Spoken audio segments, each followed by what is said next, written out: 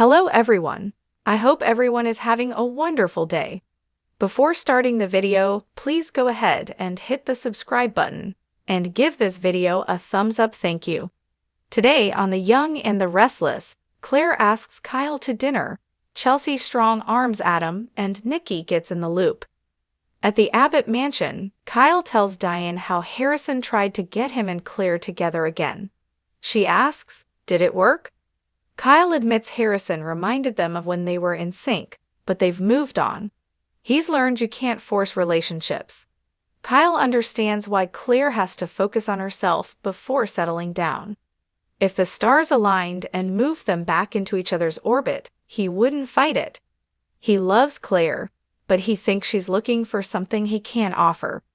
Diane thinks Kyle's a catch, but he insists Claire wants adventure, and he doesn't have Holden's edge. He wants stability, like Diane and Jack. They go over the ups and downs that brought them all to this point and hug. Diane thinks Claire will discover that chasing adventure is hollow. Nikki's adviciate the ranch. Claire and Nikki discuss the situation with Chancellor. Nikki could kill Kane and Phyllis. She's worried how far Victor will go to get his company back, and whether it will risk his health. Claire wants to help. Nikki hopes Claire can distract herself while they await the fate of Chancellor, which leads to her asking about Holden. Claire admits she's seen him a couple of times despite her better judgment given he has a past with Audra. She's sure he's holding something back. Nikki asks if she's considered getting back with Kyle. Claire says her ex realizes they're in different places in life right now. She tells Nikki about Harrison's little game, and her grandmother notices how her face lights up. Claire still thinks about Kyle, and part of her misses him. Nikki clucks that she and Victor broke up many times, but always found their way back. If she and Kyle are meant to be, the same will be true. Nikki advises Claire to follow her heart. Adam's betrayal at society. Chelsea complains to Adam about them being forced to vacate their office. Adam tells her Victor has a plan that could give them more time. Chelsea wants to know the details, but Adam explains that even Nikki can't know. Chelsea gleans that it's illegal or dangerous. She has a right to know and can tell Adam's conflicted. Adam's not convinced it's the right way to go, but it could work. Chelsea demands, "What is Victor asking you to do?" Adam wants her to have plausible deniability. Chelsea complains that Victor's protecting the other family members and not him. Adam loves that Pops is putting his trust in him. When Chelsea pressures, he finally tells her his dad wants to make Kane believe Lily, Maddie, and Charlie are in jeopardy as leverage. Chelsea gawps, he's not going to kidnap Lily and the twins, is he?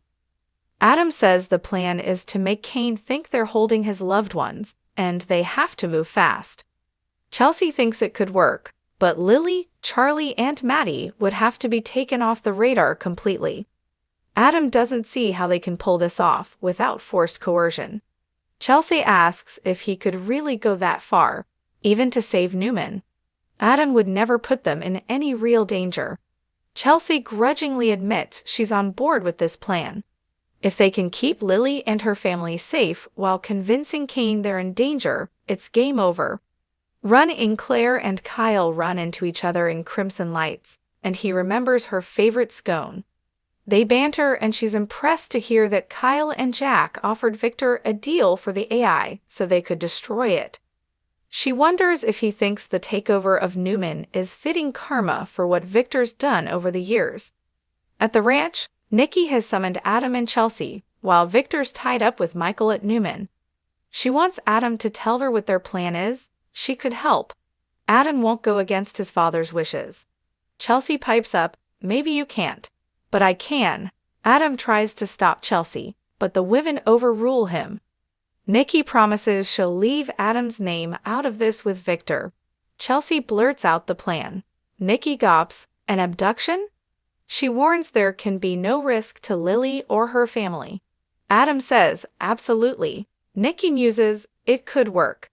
If it does, her husband is a genius."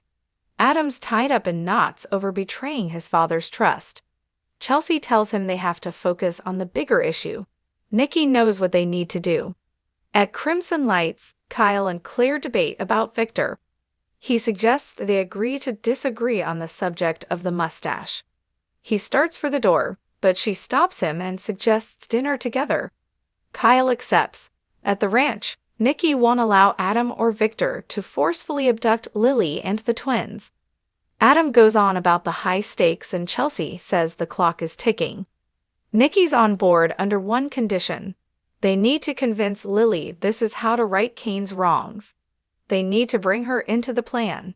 Next on The Young and the Restless, Sharon and Nick hold Phyllis accountable. For more teasers, see the sneak peek at Friday, January 30. Adam Newman had spent his entire life learning how to survive in the shadow of giants, and on this particular day, the shadows felt longer than ever. The Newman Enterprises Tower loomed over Geno City like a monument to power, legacy, and unspoken threats. Inside, Adam moved through the corridors with practiced confidence, yet every step carried the weight of a decision already made. He was about to betray the one man whose approval he had chased, rejected, and resented in equal measure. Victor Newman. Victor had extended a rare olive branch, one that came wrapped in responsibility and trust. He had allowed Adam back into the inner circle, handing him access to sensitive financial channels and long-term strategies that could shape the company's future. For Victor, trust was never freely given. It was a calculated risk. For Adam, it was both an opportunity and a trap. The familiar pattern pressed in on him, the sense that no matter how hard he tried, he would always be tested, doubted, and compared. What Victor did not know was that Adam had already crossed a line that could not be erased. In the quiet hours of the night, Adam had transferred information meant only for Newman eyes into a separate, encrypted account. It was not a careless act or a moment of impulse. It was deliberate, precise, and fueled by years of feeling expendable. Adam convinced himself that he was not sabotaging the family but securing leverage, a form of insurance in a world where loyalty was often rewarded with betrayal. As the data moved silently from one digital vault to another, Adam felt a strange calm settle over him. He told himself that Victor would have done the same in his position. This rationalization was as comforting as it was dangerous.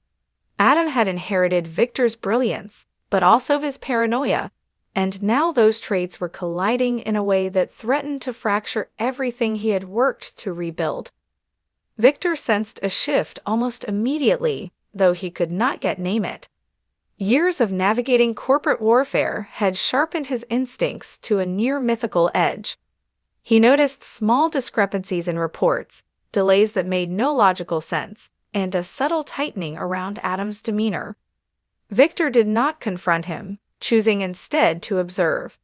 For Victor, patience was a weapon, and he was prepared to let Adam reveal himself. While father and son moved through their silent chess match, Nikki Newman was orchestrating a game of her own. Nikki had learned long ago that power did not always come from boardrooms or balance sheets. Sometimes it came from timing, perception, and the ability to bend chaos to one's advantage.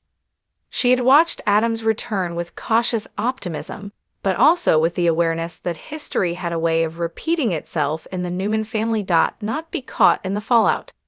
She had been quietly reshaping alliances, strengthening connections with individuals who owed her favors and trusted her discretion. Nikki understood that Adam's presence threatened the delicate equilibrium she had fought to maintain, and she was determined not to be collateral damage in another Newman war. Her devious twist lay in misdirection. Nikki subtly encouraged Victor to believe that external forces were circling Newman Enterprises, planting the idea that a rival conglomerate was testing their defenses. She framed it as concern rather than accusation, playing into Victor's natural inclination to defend what was his. This shift in focus bought Adam time, though Nikki's intentions were far from altruistic. She wanted Adam exposed, but on her terms, at a moment that would secure her own position. Adam, unaware of Nikki's maneuvering, continued to walk the tightrope between loyalty and self-preservation. He began making moves that hinted at independence, suggesting strategies that diverged from Victor's traditional methods. On the surface, these ideas appeared innovative, even bold. Beneath them, however, lay a subtle distancing, a sign that Adam was already preparing for a future beyond his father's control. The tension within the Newman household grew heavier with each passing day. Long-standing grudges simmered beneath polite interactions, and the air itself seemed charged with anticipation. Adam's internal conflict intensified as he realized that the information he had secured could either free him or destroy him. He told himself that he was finally choosing himself, yet the echo of Victor's expectations lingered, impossible to silence.